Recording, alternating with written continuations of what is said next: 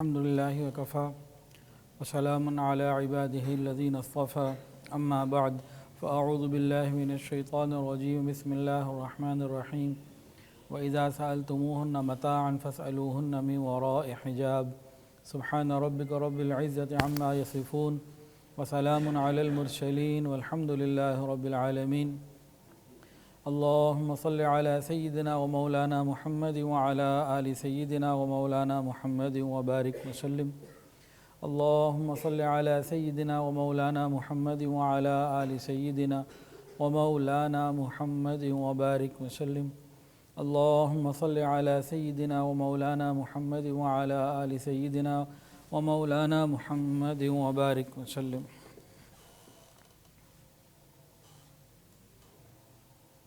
5 ہجری کے بعد واقعات ہو چکے ہیں.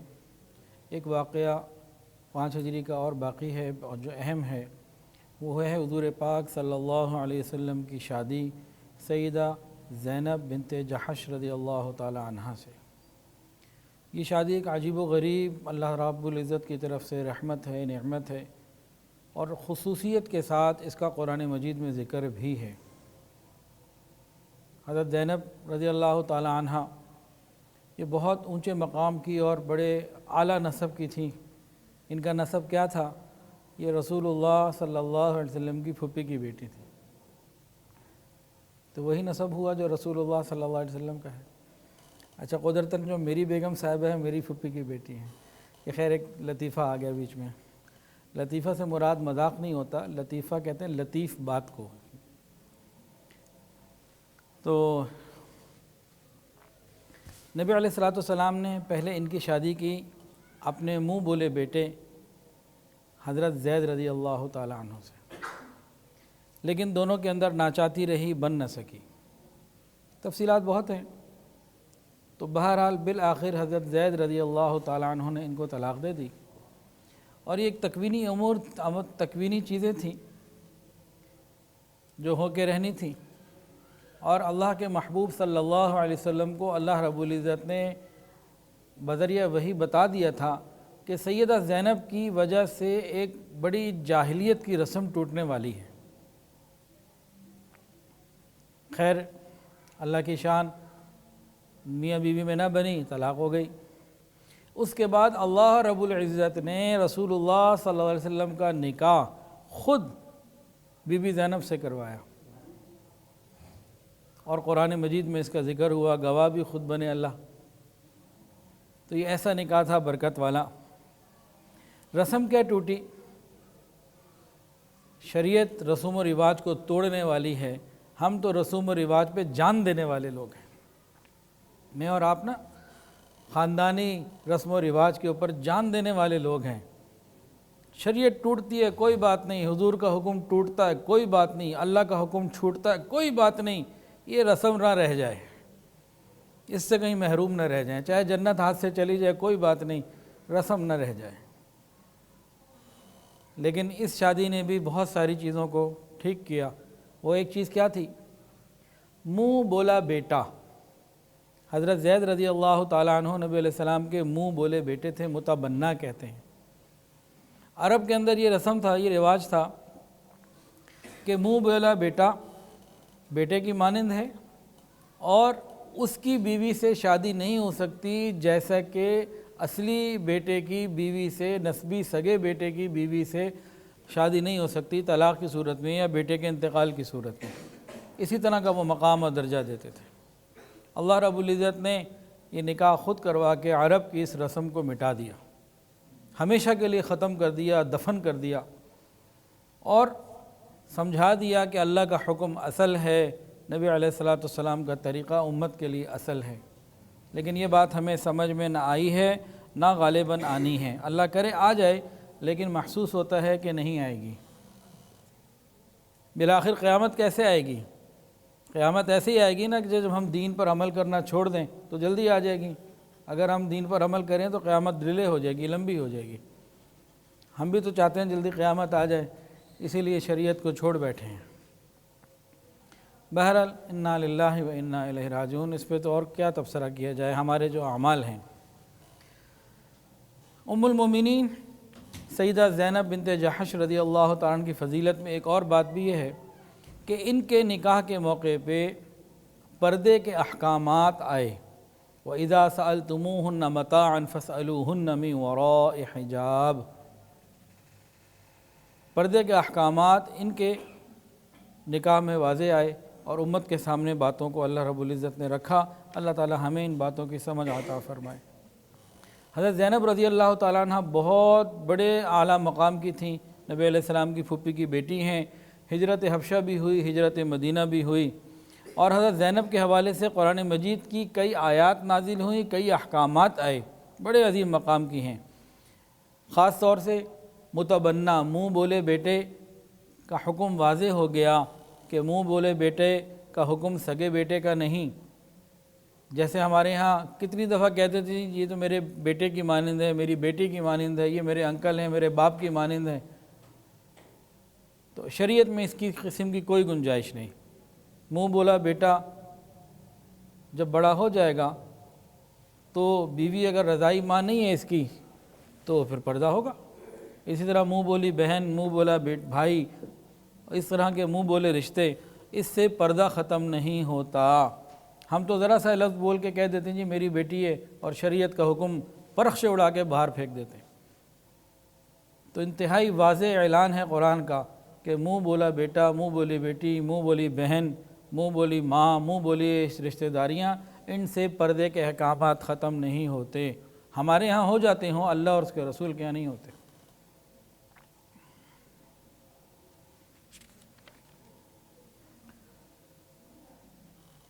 ان کے نکاح کا تذکرہ قرآن مجید میں ان کے نکاح کے بعد امت کی خواتین کے اوپر پردے کو واجب قرار دے دیا گیا۔ ان کے جنازے پر پہلا گہوارہ بنا اور اسے کپڑے سے ڈھانکا گیا۔ جلدی انتقال ہو گیا تھا۔ ایک مرتبہ نبی علیہ السلام نے فرمایا کہ مجھ سے جنت میں وہ سب سے پہلے ملے گی میری بیویوں میں سے جس کے ہاتھ لمبے ہیں۔ آپ نے یہ فرما دیا۔ اب تمام ازواج مطہرات اپنے ہاتھوں کو ناپنے لگیں، کس کا چھوٹا ہے کس کا بڑا ہے، تو ظاہری اعتبار سے بڑا کسی اور کا نکلا، انتقال ان کا پہلے ہو گیا۔ تب سمجھ میں آئی کہ ہاتھ بڑے سے مراد دینے والا ہاتھ، یہ مراد تھی آقا علیہ الصلوۃ والسلام کی۔ اور ان کی قبر کے اوپر خیمہ لگایا گیا پردے کے لیے۔ اور مسئلہ ختم نبوت بھی انہی کی آیات کے اندر آتا ہے جہاں نکاح کا ذکر ہے، اور نبی علیہ الصلوۃ والسلام نے ان کے نکاح کے بعد ولیمے کا خاص اہتمام کروایا کہ نکاح اللہ نے پڑھایا تھا۔ ولیمے میں کتنے آدمی آئے؟ 300 آدمی۔ کھانے کے لیے کیا تھا؟ ایک اکیلی بکری تھی، وہ ذبح کی گئی، 300 کو کافی ہو گئی۔ یہ معجزہ تھا رسول اللہ صلی اللہ علیہ وسلم کا۔ اور ایک روایت میں ہے کہ ام سلیم رضی اللہ تعالیٰ نے حلوے کا ایک تشت بھیجا تھا، ٹرے بھیجی تھی، چند لوگوں کے لیے تھی۔ 300 لوگوں نے وہ کھائی، اور کھانے کے بعد وہ پہلے سے زیادہ بڑھ گیا۔ یہ اللہ تعالیٰ کی رحمت تھی اور یہ واقعہ ہوا۔ ان کے واقعے میں پردے کا ذکر آتا ہے تو تھوڑا سا اس کو بھی چھیڑ دیں۔ آج ہماری عورتوں کو یہ پسند تو بالکل نہیں ہے، مردوں کو بھی پسند نہیں ہے، میں جھوٹ نہیں بول رہا۔ ہاں، یہ جو مرد ابھی سن رہے ہیں نا، انہی کی بیٹی، انہی کی بیوی، انہی کی بہن یہ کہہ دے کہ مجھے وہ پردہ کرنا ہے جو امی زینب نے کیا، ابھی گھر میں لڑائیاں شروع ہو جائیں گی۔ یہ کیسے ہو سکتا ہے؟ نام تمہارا زینب ہم رکھ سکتے ہیں، فاطمہ رکھ سکتے ہیں، مریم رکھ سکتے ہیں، لیکن پردہ ویسے نہیں کرنا تم نے۔ یہ ہمارا مزاج ہے۔ اللہ تعالی ہمیں صحیح سمجھ عطا فرمائے اور ہمیں صحیح پردہ کرنے کی توفیق عطا فرمائے۔ اس وقت 1% بھی نہیں رہا ہمارے لاہور شہر میں، دیکھیں شہروں میں دیکھیں 1% بھی پردہ نہیں رہا۔ جو چیز 100% لوگوں کے لیے ہے، عورتوں کے لیے، 1% بھی ہمارے گھروں میں نہیں ہے۔ پردے کے بارے میں 2-3 باتیں تھوڑی سی ہو جائیں پھر ہم آگے چلتے ہیں۔ ایک ہے لفظ پردہ اور ایک ہے ستر، یہ دونوں الگ الگ چیزیں ہیں۔ ستر عورت اور حجاب یہ دونوں الگ الگ چیزیں ہیں۔ ستر جو ہے یہ ہر وقت فرض ہے۔ پردہ نامحرم سے ہوتا ہے، ستر محرم سے ہوتا ہے۔ ستر ہر ایک سے ہوتا ہے۔ مثال کے طور پر ایک آدمی یہ کہے جی میں بالکل کمرے میں اکیلا ہوں، لائٹ بند ہے، کوئی پورے گھر میں نہیں ہے، باہر 4 دروازے اور ہیں، میرا دروازہ ہے، پھر گھر کا دروازہ ہے، پھر مین گیٹ ہے، کئی دروازے ہیں اور میں اندر ہوں اور رات کا گھپ اندھیرا اور لائٹ بھی گئی ہوئی اندھیرے میں نے نماز پڑھنی ہے تو بغیر کپڑوں کے نماز پڑھ سکتا ہوں؟ نہیں پڑھ سکتا۔ تو ستر کوئی اور چیز ہے، حجاب کوئی اور چیز ہے۔ حجاب ہے غیر محرم سے، ستر تو خود بخود فرض ہے، اور ہر شریعت میں رہا ستر کا مسئلہ۔ اور اگر اور تھوڑا سا پیچھے جائے نا تو اس زمین پر حضرت آدم علیہ السلام کے آنے سے پہلے، اس زمین کے اوپر سیدنا آدم علیہ السلام کے آنے سے پہلے جنت کے اندر بھی ستر کا مسئلہ تھا۔ وہاں کوئی شریعت تو نہیں تھی، لیکن ایک حیا اللہ نے انسان کے اندر رکھی ہے۔ اس حیا کی وجہ سے کیا ہوا تھا؟ وَتَفِقَا يَخْصِفَانِ عَلَيْهِمَا مِن وَرَقِ الْجَنَّةِ، کہ جس وقت وہ شجر ممنوعہ کھایا گیا، لباس اتر گیا، کیا کیا دونوں نے؟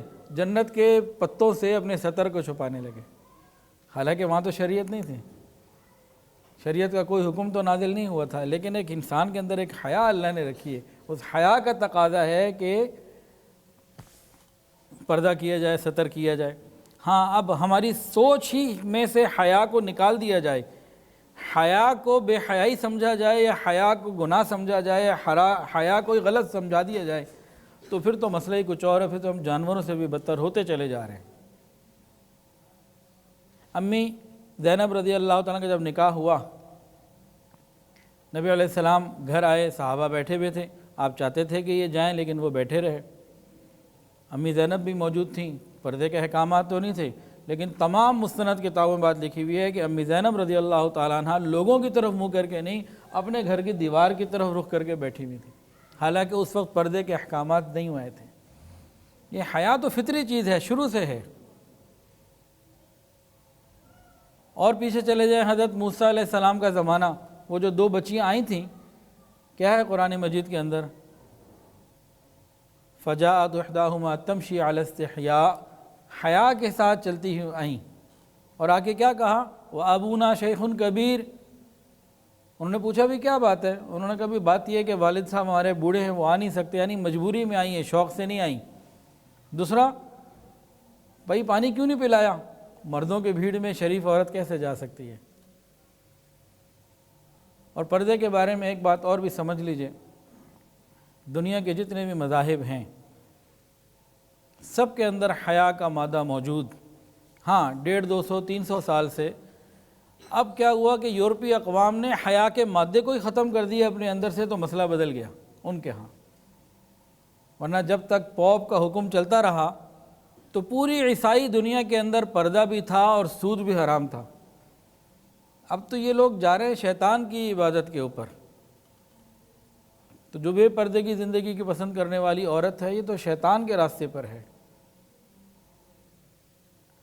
تاہم ہمارا موضوع سیرت ہے، تو اس کو پردے کو انشاءاللہ عید کے بعد حیا اور پاک دامنی کی جو سیریز چل رہی ہے اس کے اوپر ہم تفصیل سے کھولیں گے انشاءاللہ تعالی۔ تو باحیا عورت نے ہمیشہ پردہ کیا، اماں حوا نے تو جنت میں بھی کیا، ستر کا خیال رکھا، اور اس کے بعد ہمیشہ باحیا عورتوں نے خیال کیا۔ کفر کے اس ماحول میں، جاہلیت کے اس ماحول میں جب رسول اللہ صلی اللہ علیہ وسلم تشریف لائے اور آپ نے امت کو لا الہ الا اللہ کی دعوت دی، اللہ کے بندوں کو، اس وقت بھی جو حیا والی عورتیں ہوتی تھیں وہ بھی بے پردہ باہر کھلے عام اس طرح سے نہیں پھرتی تھی، کافرہ عورت بھی۔ ہاں، جو آوارہ عورتیں ہوتی تھیں اور اس طرح کی ہوتی تھیں، ان کی باتیں کچھ اور ہیں۔ عزت والے لوگ اس وقت بھی خیال کیا کرتے تھے، اس ماحول میں بھی خیال کیا کرتے تھے۔ سن 6 ہجری میں 10 محرم الحرام، سن 6 ہجری، رسول اللہ صلی اللہ علیہ وسلم نے 30 سواروں کو محمد ابن مسلمہ انصاری رضی اللہ تعالیٰ عنہ کی سرکردگی میں قرطا کی طرف بھیجا، اور انہوں نے وہاں جا کے ان کے اوپر جو ہے وہ حملہ کیا۔ ایک قبیلہ تھا بنی بکر بن کلاب، جو مسلمانوں کے خلاف مستقل فتنوں میں مصروف رہتا تھا، اور غزوہ خندق میں کفر کی مدد بھی اس نے کی اور مدینہ کے اوپر چڑھائی میں مدد بھی کی، اور مسلمانوں کے خلاف کوئی نہ کوئی سلسلہ رہتا تھا۔ تو نبی علیہ السلام نے غزوہ احزاب سے فارغ ہونے کے بعد، غزوہ خندق سے فارغ ہونے کے بعد محمد ابن مسلمہ کو بھیجا، جاؤ ان کو ذرا سبق سکھانا چاہیے، ان کو ذرا سیدھا کرنا چاہیے۔ خیر، یہ چلے اور وہاں جا کر جو ہے وہ لڑائی ہوئی۔ ان کے 10 آدمی قتل ہوئے، باقی بھاگ گئے، اور 150 اونٹ اور 3000 بکریاں مال غنیمت کی حاصل ہوئیں، اور سب کے سب لے کر نبی علیہ السلام کی خدمت میں یہ حاضر ہوئے۔ 19 دن کے بعد 29 محرم کو ان کی مدینہ طیبہ واپسی ہو گئی۔ نبی علیہ السلام نے خمس نکال لیا اور باقی جو ہے سب لوگوں کے اوپر تقسیم کر دیا۔ تو اس طریقے سے یہ معاملہ ہوا۔ صحیح بخاری میں یہ بات موجود ہے کہ یہ لوگ جب گئے تھے تو واپسی پہ بنی حنیفہ قبیلہ تھا، اس کے سردار ثمامہ ابن آسال کو گرفتار کر کے لائے۔ ثمامہ ابن آسال جب گرفتار ہو کر آئے، اپنے قبیلے کے سردار تھے، رسول اللہ صلی اللہ علیہ وسلم نے حکم فرمایا کہ ثمامہ کو مسجد نبوی شریف کے ستون کے ساتھ باندھ دیا جائے۔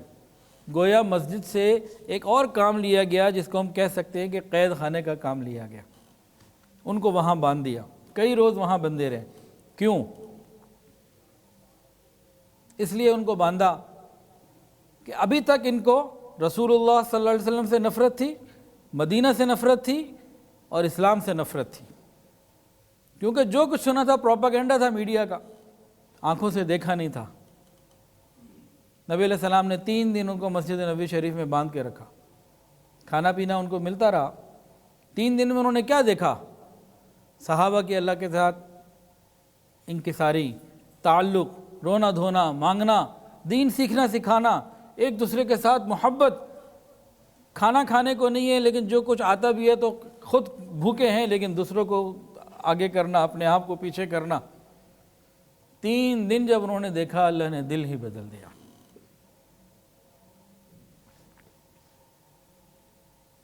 اللہ تعالیٰ نے دل ہی بدل دیا۔ نبی علیہ السلام نے پہلے دن ان سے پوچھا، ثمامہ میرے نسبت تمہارا کیا گمان ہے؟ یہ سوال پوچھا۔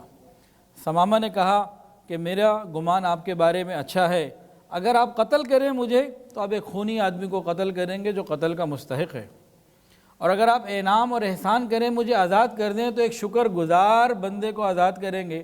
گویا بتایا کہ میں قدردان بھی ہوں، شکر گزار بھی ہوں۔ اور اگر آپ کو مال چاہیے تو بولیں کتنا مال چاہیے، حاضر ہے، میں فدیے میں دینے کے لیے تیار۔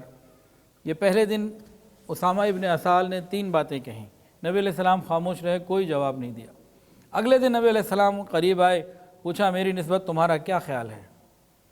تو پہلے دن لمبی تفصیل تھی، دوسرے دن صرف اتنا کہا اگر احسان فرمائیں تو ایک شکر گزار بندے کے اوپر احسان ہوگا آپ کا۔ نبی علیہ السلام خاموش رہے، کوئی جواب نہیں دیا۔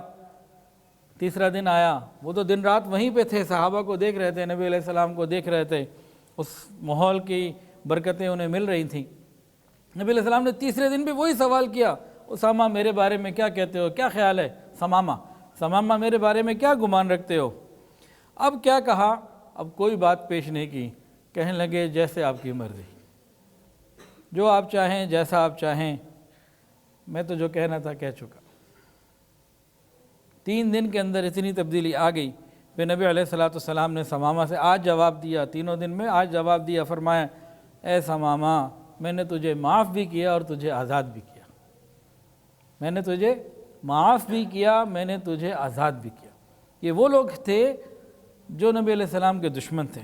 حضرت ثمامہ فرماتے ہیں کہ میں رہا ہوتے ہی مسجد کے قریب ایک نخلستان تھا، ایک جگہ تھی، وہاں گیا، میں نے غسل کیا، پھر مسجد آیا اور مسجد آگے کا اشہد ان لا الہ الا اللہ واشہد ان محمد عبدہ ورسولہ واشہد ان محمد رسول اللہ، اس طرح کلمات پڑھ کے کلمہ قبول کیا، ایمان قبول کیا، اور پھر عرض کیا یا رسول اللہ، آج سے پہلے آپ کے چہرے سے زیادہ برا چہرہ مجھے دنیا میں کوئی نہیں لگتا تھا، لیکن اب سب سے زیادہ محبوب چہرہ مجھے آپ کا لگتا ہے۔ اس کے بعد فرمایا ساتھ ہی کلام میں کہ یا رسول اللہ صلی اللہ علیہ وسلم، آج سے پہلے اسلام سے زیادہ کوئی چیز مجھے مبغوض نہیں تھی، نفرت نہیں تھی اس کسی دین سے، لیکن آج سب سے زیادہ محبت دین اسلام سے ہے۔ اور تیسری بات کہی کہ میں آج سے پہلے اس مدینہ شہر سے زیادہ کوئی برا شہر میرے لیے نہیں تھا، لیکن آج مدینہ سے اچھا شہر میرے لیے کوئی نہیں۔ یہ کیا ہے؟ دور بیٹھے جب ہم مسلمانوں کے بارے میں، علماء کے بارے میں، اسلام کے بارے میں باتیں سنتے ہیں، اور ان سے سنتے ہیں جو اسلام کے دشمن ہیں، تو ہمارے دل میں مدینہ کے لیے یا مدینہ کی زندگی کے لیے، دین اسلام کے لیے دوری پیدا ہوگی، نفرت پیدا ہوگی۔ آج ہم میڈیا کے اوپر اور جگہ جگہ علماء کے بارے میں، مدارس کے بارے میں، تبلیغی جماعت کے بارے میں، دیندار لوگوں کے بارے میں جو منفی باتیں سن لیتے ہیں، اس کا اثر ہمارے اندر آتا ہے۔ اس کا حل کیا ہے؟ 3 دن کسی مسجد میں لگا لیں، 3 دن تبلیغ والوں کے ساتھ چلے پہ سیروزے پہ چلے جائیں۔ وہ عالم دین جس کے بارے میں آپ برا رویہ وہ عالم دین جن کے بارے میں آپ دل میں برا گمان رکھتے ہیں، ذرا 3 دن ان کے ساتھ گزار تو لیں۔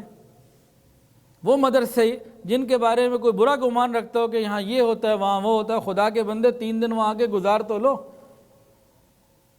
سب بدل جائے گا، دودھ کا دودھ پانی کا پانی ہو جائے گا۔ اور میں نے یہ دیکھا ہے کہ دین کے بارے میں، مدارس کے بارے میں اکثر وہی لوگ بدزبانی کرتے ہیں جنہیں ان کا پتہ ہی کچھ نہیں ہوتا۔ تو حضرت ثمامہ ابن اسال رضی اللہ عنہ کی مثال ہمارے سامنے ہے۔ اب کوئی عالم ہو، وہ تبلیغی جماعت سے تعلق رکھتے ہوں، سیاسی جماعت سے تعلق رکھتے ہوں، یا کسی اور دینی طبقے سے تعلق رکھتے ہوں، ہمارے بارے میں ہمارے پاس ان کے لیے غلط انفارمیشن موجود کا ایک لمبا ذخیرہ ہے۔ 3 دن ان کے ساتھ گزار لیں، پھر فیصلہ کر لیں۔ 3 دن ہم نے گزارنے نہیں ہیں تو مسئلہ حل ہونا نہیں ہے۔ جن کی سنتے جا رہے ہیں سنتے رہیں گے، اور انہی کی باتوں کو سن کے ہم علماء کے بارے میں الٹی سیدھی ہانکتے ہیں رہیں گے۔ اللہ نہ کرے ایسا ہو۔ کچھ دن پہلے ایک مجھے چھوٹا سا میسیج ملا، تو میں نے وہ ٹویٹ بھی کیا، بڑا مزیدار۔ بھیجنے والے جو تھے انہوں نے یہ بھیجا کہ حرم مکہ کے امام ہیں سعود الشریف، انہوں نے یہ کہا کہ رسول اللہ صلی اللہ علیہ وسلم نے مرغے کو گالی دینے سے منع فرمایا ہے کہ وہ تمہیں نماز کے لیے جگاتا ہے۔ تم غفلت کی نیند سو رہے ہوتے ہو، تمہیں نماز کے لیے جگاتا ہے۔ کس کو؟ مرغے کو۔ فرماتے ہیں کہ جب مرغے کو گالی دینا منع ہے تو علماء کو گالی دینا، برا بھلا کہنا کیسے جائز ہو سکتا ہے کہ وہ ہمیں خواب غفلت سے جگا رہے ہوتے ہیں؟ ہم جو غفلت کی نیند سوئے ہوئے ہیں وہ اس سے جگا رہے ہوتے ہیں۔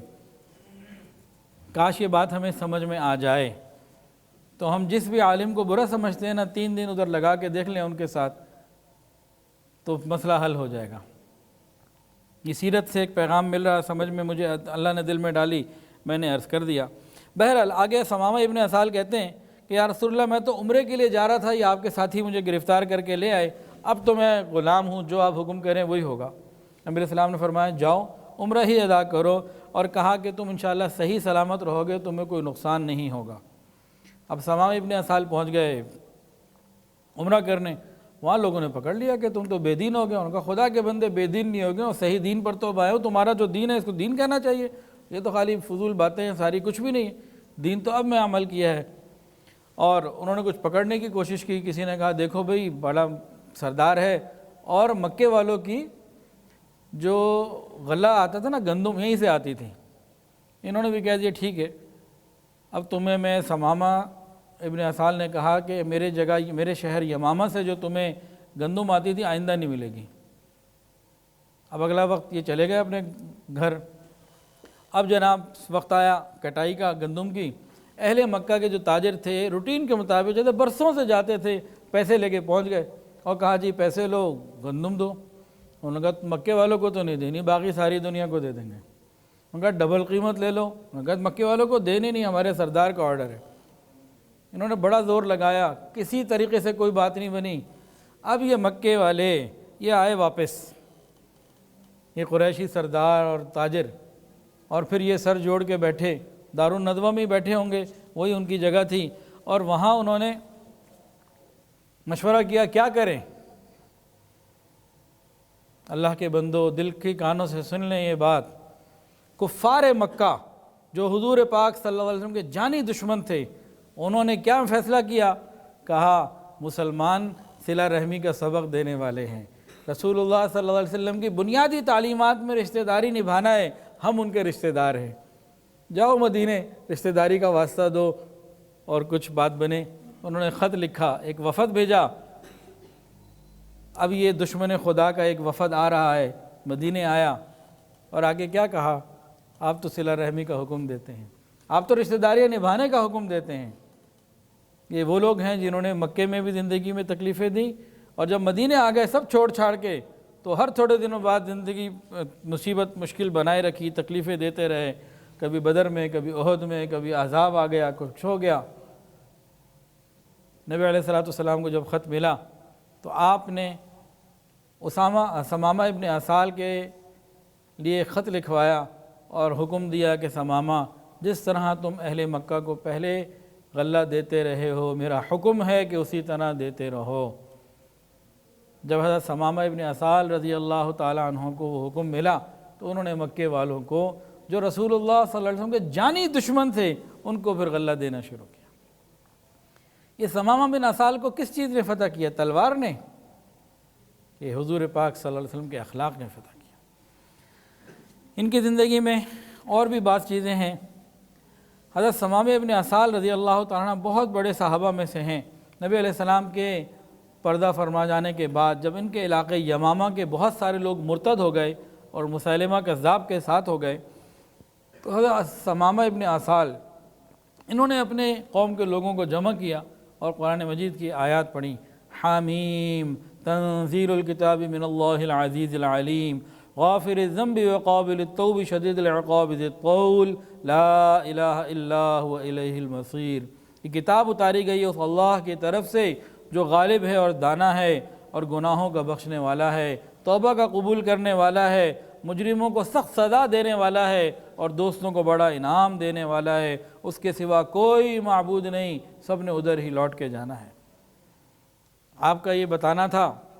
تو 3000 لوگ جو ہیں وہ ان میں سے مسیلمہ کذاب کا ساتھ چھوڑ کر واپس مسلمان ہو گئے اور ان کے ساتھ جڑ گئے، لیکن اکثریت پھر بھی ادھر ہی رہی اور زیادہ تر لوگ وہ رہے۔ یہ اور سمجھاتے رہے، انہوں نے یہ بھی کہا، اے لوگوں، تم اپنے آپ کو اس گناہ کے اور اندھیرے کام سے بچاؤ، اس میں کہیں نور نہیں۔ لیکن اکثر لوگ ان کے ساتھ نہ ہوئے، اور جو ساتھ ہوئے تھے یہ ان کو لے کے پھر اس علاقے سے باہر نکل آئے۔ تو یہ حضرت ثمامہ ابن اسال رضی اللہ عنہ کے ایمان کا واقعہ اور بعد میں ختم نبوت کے لیے جس طریقے سے انہوں نے محنت کی، چند باتیں یہ آ گئیں۔ اس کے بعد ربیع الاول میں 6 ہجری چل رہا ہے، یکم ربیع الاول 6 ہجری، آپ بنفس نفیس حضرت عاصم ابن ثابت اور خبیب ابن عدی اور دیگر شہدائے رجی کا بدلہ لینے کے لیے روانہ ہوئے اور 200 سوار آپ نے لے لیے۔ یہ رجی کون تھا؟ پچھلے سے پچھلے بیان میں آپ سن چکے ہیں اگر یاد ہو، کہ یہ وہ لوگ تھے کہ نبی علیہ السلام کی خدمت میں آئے اور آ کے عرض کیا، یا رسول اللہ صلی اللہ علیہ وسلم، ہمیں دینی تعلیم کے لیے کچھ صحابہ سکھانے کے لیے بھیجیے۔ نبی علیہ السلام نے بھیج دیا۔ اب جب بھیجا تو وہاں جا کے انہوں نے جو ہے وہ شرارت کی اور تمام لوگوں کو شہید کر دیا۔ اب ان سے انتقام لینا، انہیں سبق سکھانا باقی تھا۔ تو نبی علیہ السلام کو جب موقع ملا تو ربیع الاول 6 ہجری میں آپ نکلے اور 200 سوار آپ کے ساتھ تھے، اور یہ بنو لحیان کے لوگ تھے جنہوں نے رجی کے موقع پہ جگہ پہ یہ کام کیا۔ تو نبی علیہ السلام کی خبر پاتے ہی وہ پہاڑوں میں چھپ گئے، اور نبی علیہ السلام نے 1-2 دن وہاں قیام فرمایا اور چھوٹی چھوٹی کچھ مہمیں سر کی۔ حضرت صدیق اکبر رضی اللہ عنہ کو بھی کہیں بھیجا کسی کام کے لیے، اور پھر آپ بغیر کسی لڑائی کے اور بغیر کسی جنگ کے قتال کے واپس آ گئے، اور نبی علیہ السلام کی مبارک زبان پر یہ کلمات تھے، آئبون تائبون عابدون لربنا حامدون، آئبون تائبون عابدون لربنا حامدون۔ انسان جب بھی کسی بھی دین کے کام کے لیے نکلے، تبلیغ کے لیے نکلے، بیان کے لیے نکلے، دین پڑھنے پڑھانے کے لیے نکلے شہر سے باہر، جب واپس آ رہا ہو اس کو چاہیے کہ ان کلمات کو پڑھ لیا کرے، آئبون تائبون عابدون لربنا حامدون۔ اس کے بعد ربیع الاول ہی میں ایک اور واقعہ پیش آیا۔ ذی قرد ایک جو ہے وہ چشمے کا نام ہے، ذی قرد، اور غابہ ایک چراگاہ کا نام ہے۔ نبی علیہ السلام کی اونٹنیاں، صحابہ کی اونٹنیاں ایک چراگاہ میں جو ہیں وہ چرتی تھیں، اس چراگاہ کا نام تھا غابہ، اور وہاں ایک واقعہ پیش آیا۔ تو اس غزوے کو غزوہ غابہ بھی کہتے ہیں، لیکن غزوہ ذی قرد بھی کہتے ہیں۔ یہ غطفان کے قریب ہے، ذی قرد ایک چشمے کا نام ہے، یہ غطفان کے قریب ہے۔ ہوا کیا کہ قبیلہ فزاری کا ایک سردار تھا عیینہ بن حسن، اس نے 40 لوگوں کو لیا، اور ایک روایت میں ہے کہ غالباً 30 کو لیا، 40 کو لیا، بہرحال وہ آیا اور چوری چھپے چراگاہ پہ حملہ کیا اور نبی علیہ السلام کی اونٹنیاں پکڑ کے لے گیا، اور وہاں پہ حضرت ابو ذر غفاری رضی اللہ عنہ کے بیٹے تھے جو نبی علیہ السلام کی اونٹنیوں کی حفاظت پر متعین تھے، ان کو شہید کر دیا، اور حضرت ابو ذر کی بیوی کو بھی وہ لے گیا۔ کیا ہوا؟ نبی علیہ السلام کی اونٹنیوں کو وہ لے گیا، حضرت ابو ذر غفاری رضی اللہ عنہ کی بیوی کو بھی لے گیا اور بیٹے کو شہید کر دیا۔ یہ لوگ یہاں سے جا رہے تھے تو اتنے میں ایک صحابی ہیں سلمہ ابن اکوع رضی اللہ تعالی عنہ، انہوں نے اپنے غلام رباح کے ساتھ کہیں تھے، دیکھا کہ یہ جا رہے تو فوری طور پر انہوں نے ایک عجیب و غریب کام کیا، ایک ایسا زبردست معاملہ ہوا کہ حیران ہوتی ہے انسان کی عقل کہ صحابہ کے اندر ہمت اور بہادری اور جرت کتنی تھی۔ سب سے پہلے تو جبل صلاح پر آ کر کھڑے ہوئے اور وہاں پہ ایک بہت اونچی آواز سے 3 دفعہ بولا وا صباحا وا صباحا۔ اس کا مطلب یہ ہوتا تھا کہ ہمیں شب خون مارا گیا اور ہمارے اوپر حملہ کیا گیا۔ پورے مدینہ میں آواز بھی گونجی، اور ادھر سے انہوں نے اپنے غلام رباح کو کہا کہ بھی جاؤ نبی علیہ السلام کو اطلاع دو۔ انہوں نے اپنا تیر لیا اور ترکش لیا، تیروں سے بھرا، یہ بڑے زبردست تیر انداز سے، اور دوڑنے میں یہ دوڑنے والے گھوڑوں کا مقابلہ کر لیتے تھے، اتنا تیز دوڑتے تھے۔ انہوں نے جناب اکیلے ہی آواز لگائی جبل صلاح پہ کھڑے ہو کے مدینہ والوں کو اطلاع کے لیے، غلام کو بھیجا جاؤ سب کو اطلاع کرو، اور اس کے بعد یہ روانہ ہو گئے اکیلے ہی، نہ سواری ہے، بس ترکش لیا، تیروں سے بھرا، اور وہ جو 40 لوگ تھے ان 40 لوگوں کے پیچھے اکیلے انہوں نے سفر کرنا شروع کیا مقابلے کے لیے۔ اب یہ تیر جو مارتے نا تو ٹارگٹ پہ لگتا، جس کو لگتا وہ زخمی ہو جاتا۔ اب چند تیر جو مارے نا وہ قافلے والے پریشان ہو گئے کہ یہ کیا بنا، تو انہیں تو نہیں پتا کہ اکیلے ہی بندہ ہے، کہ پیچھے اور بھی تو لوگ آ سکتے ہیں، وہ تو کوئی لڑائی کرنے تو نہیں آئے تھے، وہ تو رات کو چراگاہ پہ حملہ کرنے آئے تھے۔ اب یہ جناب اکیلے ان کا مقابلے کے لیے چلے گئے۔ انہوں نے کیا وہ جتنی اونٹنیاں تھیں ساری چھوڑ دی، انہوں نے اونٹنیوں کو لیا اور مدینہ کی طرف دوڑا دیا، چلو بھائی تم تو چلو واپس۔ اس کے بعد یہ پھر پیچھے رہے، انہوں نے حضرت ابو ذر غفاری کی بیوی کو بھی چھوڑ دیا، وہ بھی آزاد ہو گئیں، یہ پھر پیچھے رہے۔ اس کے بعد انہوں نے اپنے 30 نیزے اور 30 چادروں کو پھینک دیا کہ اپنے وزن کو کم کر کے اپنی موومنٹ کو فاسٹ کرے، انہوں نے وہ بھی اپنے کنٹرول کی سائٹ پہ رکھی، پھر پیچھے دوڑے، اور جہاں جہاں دوڑتے جا رہے تھے اور جس راستے پہ جا رہے تھے ایک عجیب کام کیا انہوں نے۔ آج تو گوگل سے کرنٹ لوکیشن ہم شیئر کر دیتے ہیں نا کہ بھئی جدھر جا رہے ہیں آپ کو پتہ لگتا جائے گا، لائیو لوکیشن چل رہی ہے، لائیو لوکیشن کی بات کر رہا ہوں، کرنٹ لوکیشن نہیں۔ لائیو لوکیشن کیا ہے؟ جدھر جا رہے ہیں آپ کو پتہ چل جائے گا۔ انہوں نے اس زمانے میں لائیو لوکیشن کے لیے کیا کیا، جہاں جہاں جاتے تھے وہاں کوئی نہ کوئی نشانی ایسی چھوڑ دیتے کہ پیچھے جو آئے انہیں پتہ لگ جائے کہ سلمہ ابن اکوع ادھر گئے ہیں، کوئی پتھر ڈال دیتے، کوئی ایسی ترتیب بنا لیتے جو پیچھے والوں کی سمجھنے کے لیے کافی تھی۔ قدموں کے نشان اپنی جگہ اور باقی کوئی نشانی اپنی جگہ، کہ پیچھے والے بس اسی لائیو لوکیشن کے پیچھے چلتے چلتے ان لوگوں تک پہنچ جائیں۔ اس طریقے سے انہوں نے سارے اہتمام کیے اور یہ جناب چلتے گئے۔ اب نبی علیہ السلام کو بھی اطلاع ملی اور انہوں نے پھر صحابہ کو بھیجا، صحابہ آئے۔ جو صحابہ آئے ہیں تو ان میں ایک تھے حضرت اخرم رضی اللہ تعالیٰ عنہ، پھر ابو قتادہ رضی اللہ عنہ، پھر مقداد رضی اللہ تعالیٰ عنہ، اور بھی سواری تھے، 100 سے زیادہ لوگ تھے، نبی علیہ السلام بھی ساتھ تھے۔ یہ سب آئے، اب وہ دوڑتے جا رہے تھے، وہ ایک پانی کی جگہ تھی پینے کی ذی قرد، وہاں پانی پینا چاہ رہے تھے۔ ان اکیلے آدمی نے ان 40 آدمیوں کو کنویں پہ پانی بھی نہیں پینے دیا، ان کو اپنی جان کا خوف تھا، جو تیر مارتے کسی کو لگتا وہ زخمی ہوتا، کچھ ہوتا، تو وہ پانی بھی نہیں پی سکے، پیاسے تھے۔ اب یہ 40 کے 40 لوگ آگے کوئی جیسی تنگ سی جگہ تھی، وہاں جا کے چھپ گئے۔ اب یہ پیچھے ہیں، سارے ماحول کو دیکھ رہے ہیں، پیچھے سے اب صحابہ آ گئے، رسول اللہ صلی اللہ علیہ وسلم آ گئے، صحابہ کی پوری جماعت آ گئی، پوری ایک مدد آ گئی۔ تو 3 صحابہ آ گئے تھے، اخرم، ابو قتادہ اور مقداد رضی اللہ تعالیٰ عنہم۔ انہوں نے حضرت اخرم کو منع کیا، اکیلے آگے مت جانا، اکیلے آگے مت جانا، آگے دشمن ہے، مسئلہ خراب ہی نہ ہو جائے۔ وہ کہنے لگے کیا کہتے ہو، اگر تم اللہ پر ایمان رکھتے ہو، قیامت کے دن پر ایمان رکھتے ہو، جنت اور جہنم کو جانتے ہو اور مانتے ہو، پھر آج میرے راستے کی شہادت میں تم نے حائل نہیں ہونا، آج میری شہادت کے راستے میں تم نے حائل نہیں ہونا، میں شہید ہونے کے لیے آگے جا رہا ہوں۔ یہ پیچھے ہٹ گئے، یہ آگے گئے تو وہاں عبد الرحمن ابن عیینہ سے لڑائی ہوئی، انہوں نے اس کے گھوڑے کو زخمی کیا اور انہوں نے اس نے ان کو شہید کر دیا، یہ شہید ہو گئے۔ اتنے میں ابو قتادہ آگے بڑھے اور آگے جا کے اس کو جہنم واصل کر دیا، عبد الرحمن ابن عیینہ کو نیزہ مار کر اس کو قتل کر دیا۔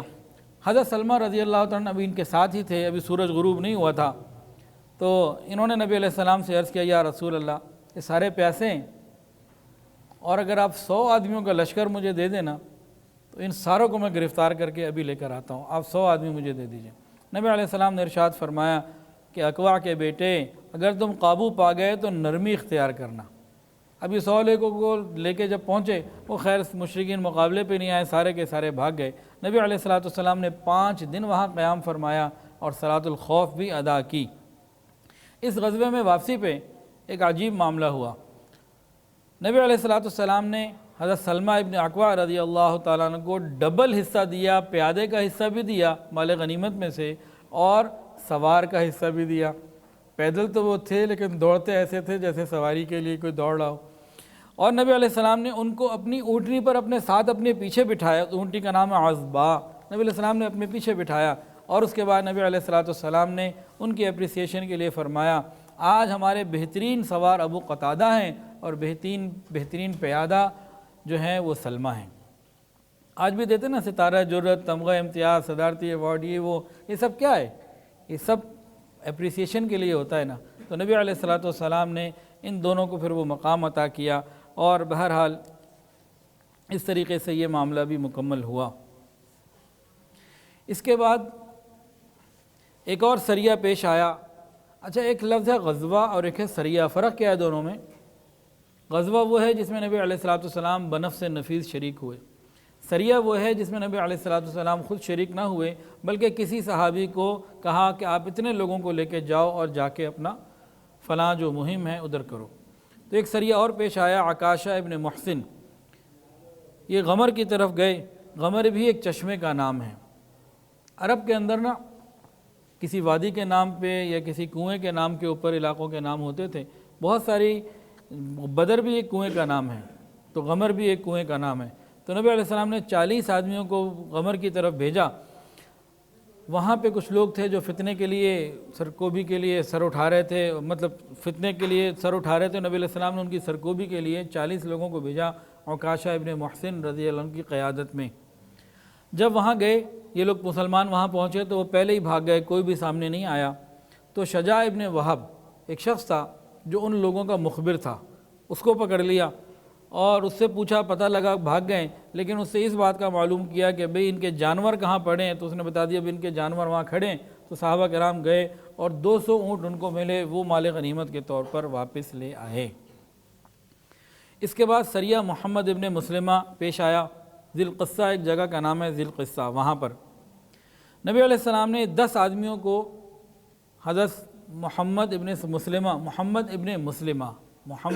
مسلمہ کی قیادت میں بھیجا بنی ثعلبہ اور بنی عوال کے لیے۔